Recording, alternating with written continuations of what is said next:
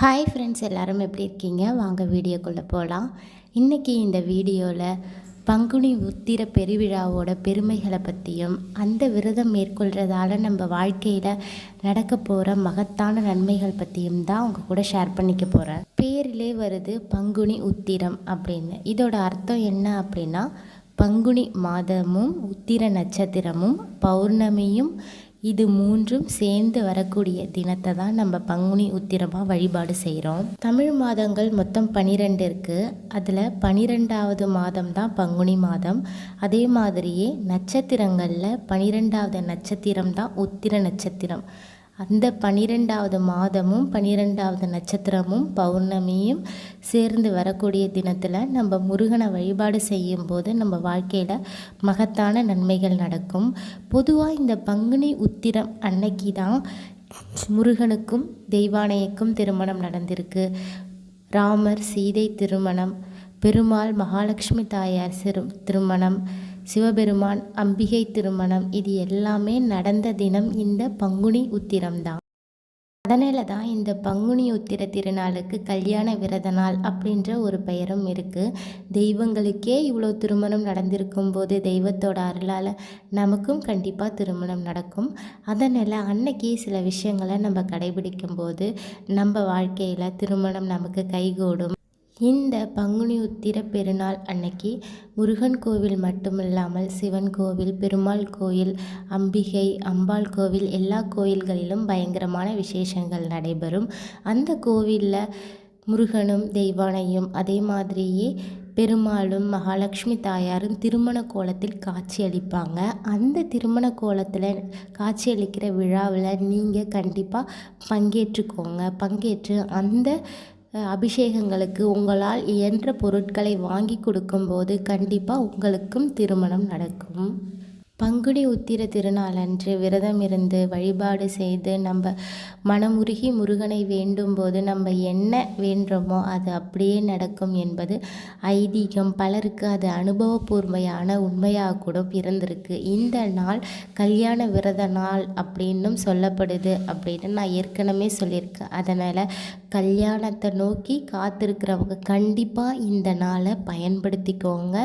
உங்களால் என்னென்ன முறைகளில் விரதம் இருக்க முடியுமோ அந்த மாதிரி இருந்து உங்களுடைய எண்ணங்களை பூர்த்தி செஞ்சுக்க முடியும். பங்குனி உத்திரம் அன்னைக்கு கண்டிப்பாக உணவு நம்ம உண்ணாமல் விரதம் இருக்கிறது ஒரு சிறப்பான பலன்களை கொடுக்கும். இப்போ விரதம் இருக்க முடியாது அப்படின்றவங்க பால் பழங்களோட விரதத்தை மேற்கொள்ளலாம். அது உங்களுடைய உடல் சூழ்நிலையை பொறுத்தது.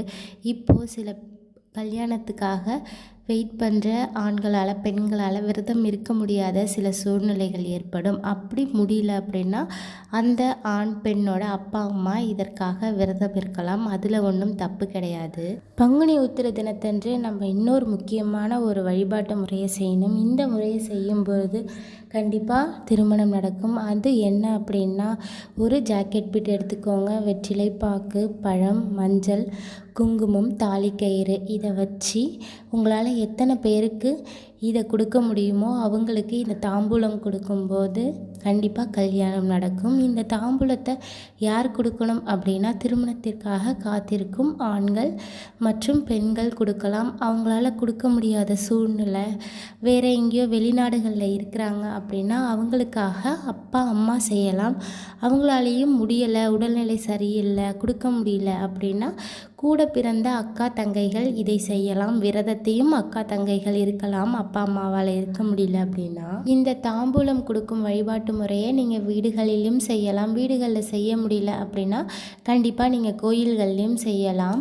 கோயிலில் செய்கிறீங்க அப்படின்னா முன்னாடியே கொண்டு போய் இதை எல்லாத்தையும் ஒரு மஞ்சள் பையில் போட்டு சாமி முன்னாடி வச்சு அந்த சாமி கோயிலில் இருக்கிற அந்த குருக்கர்கிட்ட சொன்னால் அவர் சாமியோட பாதத்தில் வச்சு அதை இது பண்ணி தருவார். அதுக்கப்புறம் நீங்கள் கோயிலில் வரவங்களுக்கு ஒரு 5 பேருக்கோ 6 பேருக்கோ கொடுக்கலாம். அத்தனை பேருக்கு கொடுக்க முடியல அப்படின்னா குறைஞ்சபட்சம் ஒரு 2 பேருக்காவது கொடுங்க. எந்த வழிபாடு செஞ்சாலும் எந்த பரிகாரங்கள் செஞ்சாலும் முழு நம்பிக்கையோடு செய்யணுங்க. அப்போ தான் அந்த பரிகாரம் அந்த வழிபாடு நமக்கு நன்மையை கொடுக்கும். அதனால் கண்டிப்பாக மனம் உருகி எல்லாத்தையும் முருகன்கிட்ட ஒப்படைச்சிருங்க. இது நடந்தே தீரணும் என் வாழ்க்கையில் அப்படின்னு முழு நம்பிக்கையோடு செய்யுங்க. கண்டிப்பாக அடுத்த பங்குனி மாத பங்குனி உத்திர திருவிழா அன்னைக்கு நீங்கள் கையில் குழந்தையோடு போய் முருகனை தரிசிக்கக்கூடிய அந்த அழகான தருணத்தை நம் முருகன் உருவாக்கி கொடுப்பாரு. பங்குனி உத்திர திருநாள் அன்னைக்கு பிரபஞ்ச சக்தி அதிபயங்கரமாக இருக்கும். அதனால் அந்த நாளை பயன்படுத்திக்கிறது நம்மளுடைய எண்ணங்கள் அனைத்தும் ஈடேறும், இரட்டிப்பு பலன் நமக்கு கிடைக்கும். அதனால் கல்யாண விரதம் அப்படின்றனால கல்யாணத்துக்காக காத்திருக்கிறவங்க நான் சொன்ன வழிபாட்டு முறைகளை மேற்கொள்ளலாம். அது மட்டும் இல்லாமல் குழந்தை பேர் வேணுன்றவங்க, அரசு வேலை கிடைக்கணும் அப்படின்னு நினைக்கிறவங்க, அதே மாதிரி அரசு வேலையோ இல்லை மற்ற வேலைகளோ செஞ்சிட்ருக்கவங்க உயர் பதவி அடையணும் அப்படின்னு உங்களுக்கு என்ன உங்கள் வாழ்க்கையில் தேவையோ அந்த எல்லா தேவைகளுக்கும் எல்லா பிரச்சனைகளுக்கும் ஒரே தீர்வு இந்த பங்குனி உத்திர திருநாள் தாங்க. இந்த நாளில் மனமுருகி முருகனை வழிபாடு பண்ணுங்க. கண்டிப்பாக உங்களுடைய எண்ணங்கள் அனைத்தும் வெகு விரைவில் ஈடேறும். இந்த வழிபாட்டு முறைகள் மட்டும் இல்லாமல் முருகன் கோவிலில் அன்னைக்கு முருகனுக்காக முருக பக்தர்கள் அனைவரும் காவடி எடுக்கிறது, பால்குடம் தூக்கிறது, அழகு குத்தி கொண்டு முருகனை வழிபாடு செய்கிறது அப்படின்னு நிறையா வழிபாட்டு முறைகள் அவங்கவுங்க மனசை பொறுத்து அவங்கவுங்க வேண்டுதலை பொறுத்து செய்வாங்க. உங்களுக்கு என்னென்ன செய்ய முடியும் உங்களால் அப்படின்றத நீங்கள் முடிவு பண்ணிக்கிட்டு அதுக்கேற்ற மாதிரி உங்களுடைய வழிபாட்டு முறைகளை செய்யுங்க.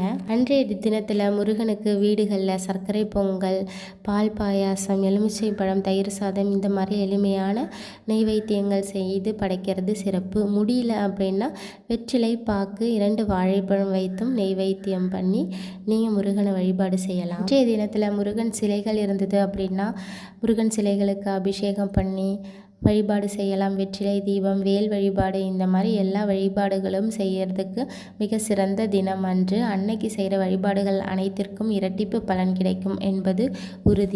பங்குனி உத்திர திருநாள் அன்று கண்டிப்பாக குலதெய்வ வழிபாடும் நம்ம செய்யலாம். குலதெய்வம் கோயில் பக்கத்தில் இருக்குது அப்படின்னா கோயிலுக்கு போய் வழிபாடு செய்யுங்க. இல்லை அப்படின்னா வீட்டிலேயே குலதெய்வ விளக்கு ஏற்றி வழிபாடு செய்கிறதும் சிறப்பான பலன்களை நமக்கு தரும். ஏனென்றால் நம் வாழ்க்கையில் நடக்கிற அனைத்து நன்மைகளும் குலதெய்வம் வாயிலாக மட்டுமே நமக்கு நடக்கும். நம்ம எந்த தெய்வத்தை வழிபாடு செய்தாலும் அவர்கள் கொடுக்கும் வரங்கள் குலதெய்வம் வாயிலாகவே நம்மை வந்து சேரும். இந்த வீடியோ கண்டிப்பாக எல்லாருக்கும் பிடிச்சிருக்கும்னு நினைக்கிறேன். வீடியோ பிடிச்சிருந்தது அப்படின்னா ப்ளீஸ் சேனலை சப்ஸ்கிரைப் பண்ணுங்கள்.